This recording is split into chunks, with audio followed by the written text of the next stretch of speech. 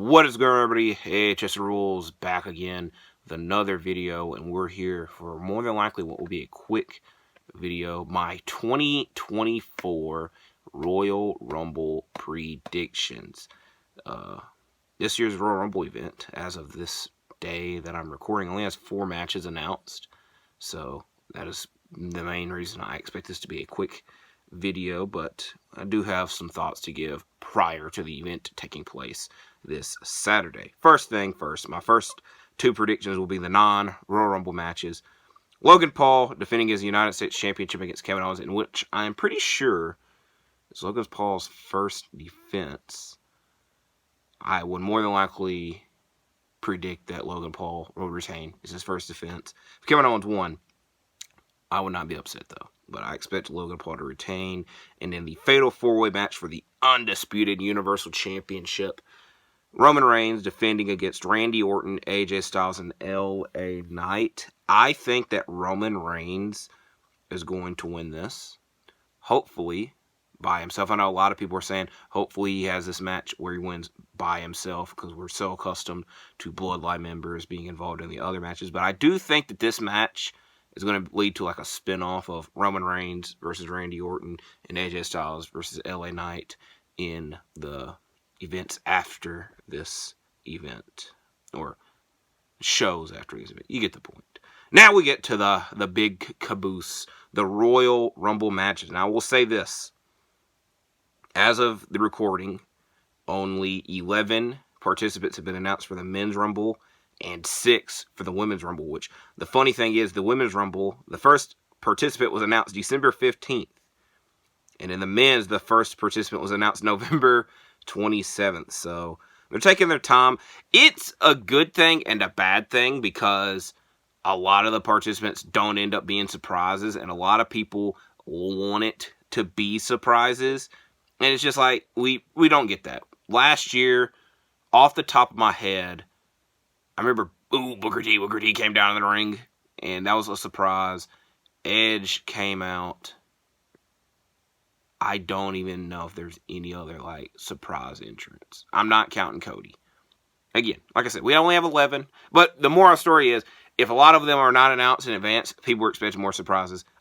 Sadly, that has not been the case. We want the Royal Rumble to be the surprise night. So I will give you, though, 3 surprises I expect for the men's and 2 for the women's.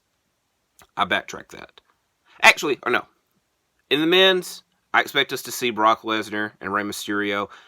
Again, I'm kind of contradicting myself, but I don't really count those as surprise entrants, considering they're on the main roster. Now, Rey was injured and Brock just took time off, but I will not be surprised if we see them. But hopefully, people have been pushing for this for years.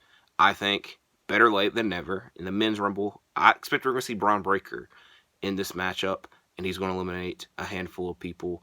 The main one, the big one, the one that I want to see the most, the surprise I want to see the most, Andrade returned to WWE, because he left AEW. Why the hell would you leave AEW if you're not going somewhere else? If he showed up at TNA or any other company, to be honest, that'd be crazy. But I think he would return to WWE, and think this is the perfect place to do that. Now, those are the surprises I expect in the Men's Rumble. The Women's Rumble, same thing that just happened. A participant just left TNA, that being Trinity/Naomi. Think better now than never to return to WWE. Maybe saying TNA. I don't think that's the case. And I think the last surprise I expect, Jade Cargill. We have not seen her on WWE. When she was first on WWE, she was showing up everywhere. Since then, we have not seen her. I think it's kind of been a case of, let's just, kind of make the people forget about her a little bit. And then when she appears, boom, it's a surprise. Now, that being said, not that many people have been announced for the match. So I think the winners of the match are people, though, that have been announced. In the women's, I expect Bayley to win. It's time for her to have this big come up. Ever since she has formed Damage Control, she always seems to be the one that is losing, and definitely not holding championship gold, because Io Sky is the women's champion. Io Sky and Dakota Kai were the women's tag team champions, and more than likely, Asuka and Kairi Sane are more than likely going to be the Women's Tag Team Champions. It's time for Bayley to get her comeuppance, and I think this would be the starting point of that. The Men's Rumble, though, is where the chaos is at, and there are several people that can win. So I'm going to give 3, but I'm going to rank them, and then for the sake of predictions, I have like the top one. That's my main prediction. So at number 3, I predict my guy. I talk so highly about him all the time, and he had this crazy ass segment on Raw that, kind of is making people believe. Gunther, who entered, I think it was either number 1 or number 2. I'm 99% sure it was at number 1, and was the Iron Man of last year's Rumble, just to make it to the end, did not win. And it kind of gave, the main things that came away from that Rumble from Gunther is, he is a dog, which everybody knew that.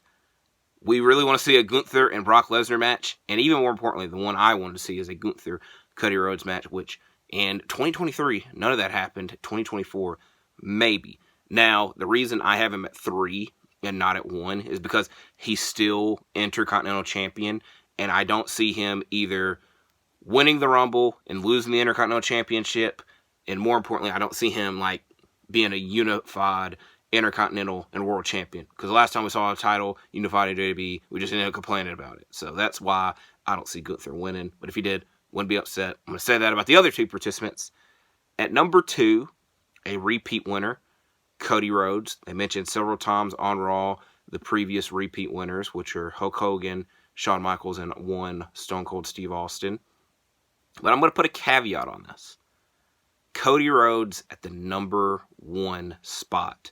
We know that he wants to finish the story. We've heard this hundreds and hundreds of times. And there's been a lot of bumps in the roads to the story. But last year, when he won the Rumble, it wasn't really that damn difficult because he entered at number 30. And like I said, this year, it's just been a year of difficulty. Let's up the ante a little bit and have him enter from number 1. I think, in general, he's going to enter from number 1 whether he wins or loses. But it's just to build up the match. I just see that happening. And especially to get the big entrance, have it at the start of the match, I see Cody coming in at number 1. But obviously, my number 1 prediction, my main prediction, CM Punk. I expect him to win this matchup. His first on-screen return match to WWE. It has been a long time since we've seen CM Punk, and it's been 10 years in WWE ring. We ain't get to see the house show matches. I went at the house shows that he was wrestling at. And, he has not wrestled since All In, which I keep forgetting the damn date of it. I don't remember if it was September or August. But you get the point. I expect Punk to win. If none of the things that I say happen, that means that the show was full of surprises and WTF moments. So we shall see what happens. As always, if something happens that is big and major prior to the Royal Rumble, I'll comment my thoughts on it in the comments down below. So hopefully we can enjoy and have a safe weekend watching the Royal Rumble. And also watch Collision. There's going to be a big trios cage match taking place. But I will more than likely be DVRing and watching after. But we shall see. Again, thank you for watching this though. Like and subscribe. And I'll see you in the next one.